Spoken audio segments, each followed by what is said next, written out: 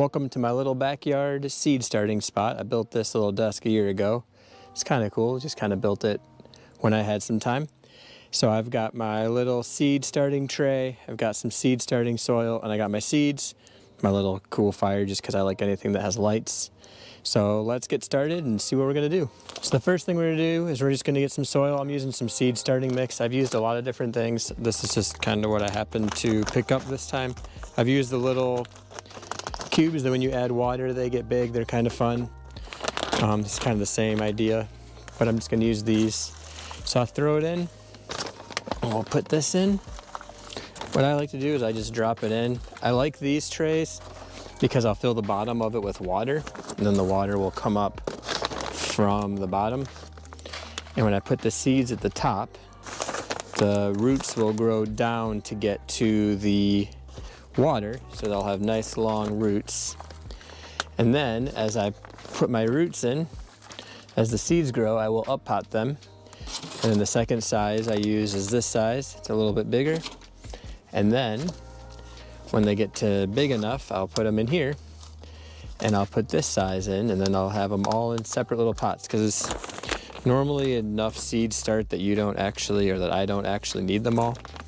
So I can give them away or take them to work. Find other gardens to plant them in. So, you know, just kind of help people out. Be kind of fun. Everybody likes a good plant.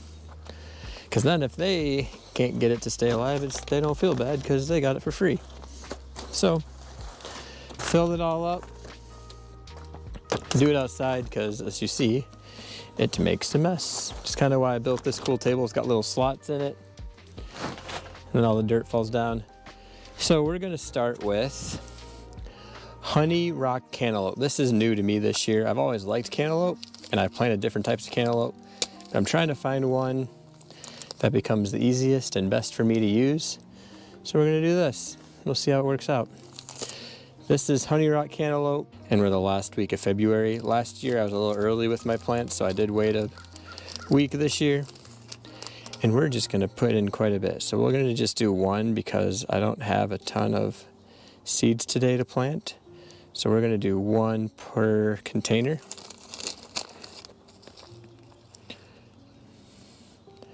And we're just going to put them in and let them go. Oh, there's two in there. That's all right. One, and drop them in.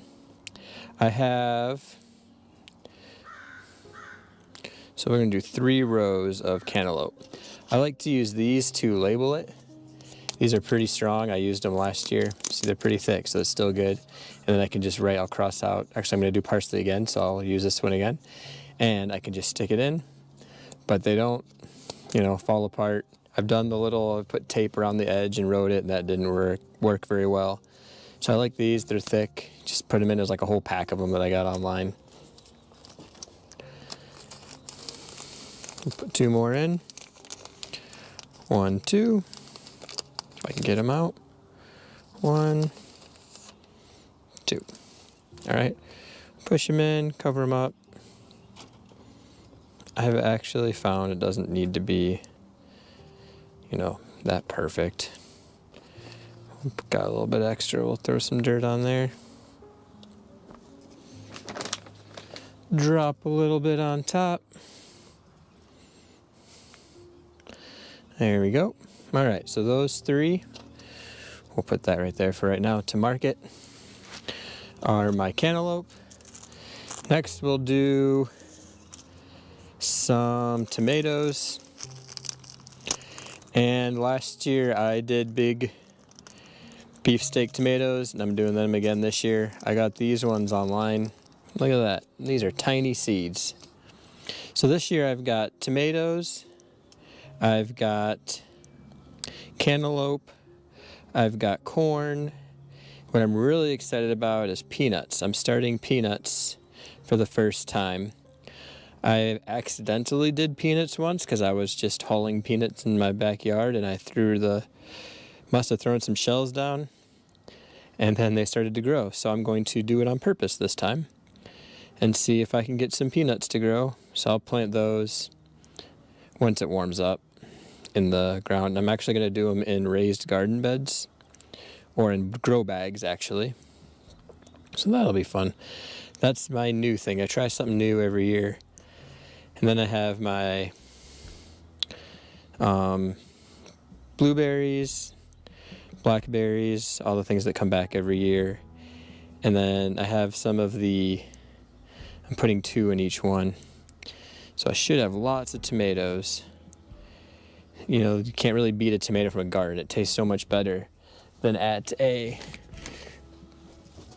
grocery store that I've had to buy all winter. And I'm not even a huge tomato fan to just eat by themselves. I put them on sandwiches. You know what? We'll do another row. Tomatoes.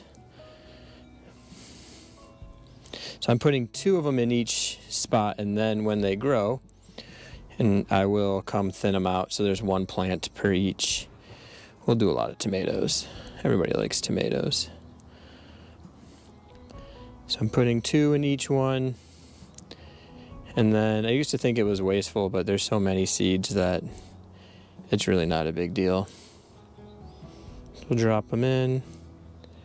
And that's all my tomato seeds right there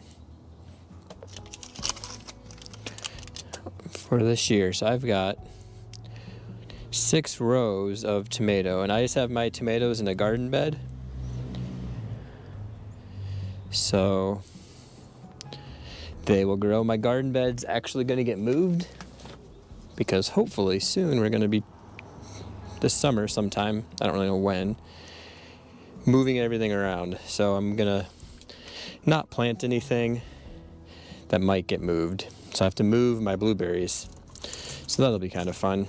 But they've been in the ground for 5 or 6 years. I also have muscadines or razzmatazz muscadines. And these are a large leaf basil right here. And I did basil and tomato last year at the same time in the same raised bed, and it really did amazing.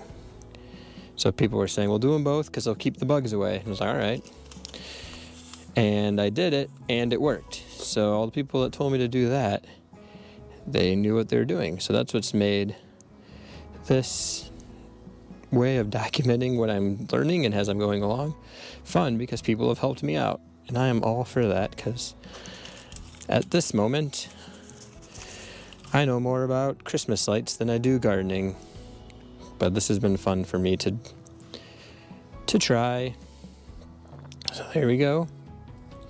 I'm going to save some of those because I'll plant some more later in my containers that I have up top. So now we're going to put some more in. And then I put my seeds starting in my kitchen just by the window. They are under a light, but they also get sun light that helps. And then there's days where there's warm, I'll bring them outside and I'll just set them right here. I cover them to keep them moist. So I'm going to get some water, a cool watering can, and I'm going to put water from the top. There we go, just kind of get it a little bit on the wet side. But then where I put my water is underneath, and I'll fill it up the first day to start because it'll soak up a bunch from the bottom. I don't want the tops to be too wet so that they don't get moldy or random things growing, but I've never had an issue. And we're just going to get it nice and wet, and I'm not going to have to water it now for a couple of days. And there we go. So now we're going to go set it inside next to my window and cover it up and watch it grow. Maybe I'll put the camera by it because it'd be cool to get a fun time lapse. I've always wanted to get a time lapse of the garden seeds growing, but it just takes so much time to put it there. So thanks for watching. We'll see you when we put them in the ground.